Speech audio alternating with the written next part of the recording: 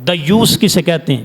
دال کے اوپر زبر، یہ کے اوپر شد، دیوس کس کو کہتے ہیں؟ دیوس وہ ہوتا ہے کہ جس کے گھر کی عورتیں اور جس کی محارم اس کے سامنے بے شرمی میں مبتلا ہوں اور بے پردگی میں مبتلا ہوں، اور قدرت رکھنے کے باوجود وہ بندہ ان کو روکے نہیں، اس کو دیوس کہتے ہیں۔ تو جب وہ ان کو بے پردگی سے باز نہیں کرتے تو یہ کبیرہ گناہ ہے۔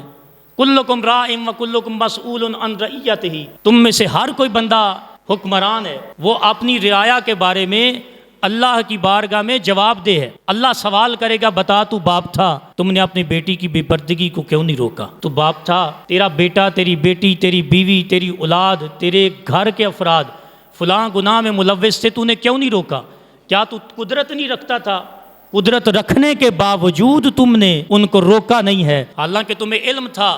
کنتم خیر امۃ اخرجت للناس تأمرون بالمعروف وتنہون عن المنکر، اللہ نے تو تمہیں اس امت میں پیدا کیا تھا کہ جس امت کو اللہ تعالیٰ نے 2 عہدے ایسے عطا فرمائے تھے جو دوسری امتوں سے اسے ممتاز کرتے ہیں، نیکی کا حکم دینا اور برائی سے روکنا۔ تو یہ تو تیری گھر کی رعایا تھی، تیری اپنی، تم نے ان کو کیوں نہیں روکا؟ تو کہا یہ دیوس ہے۔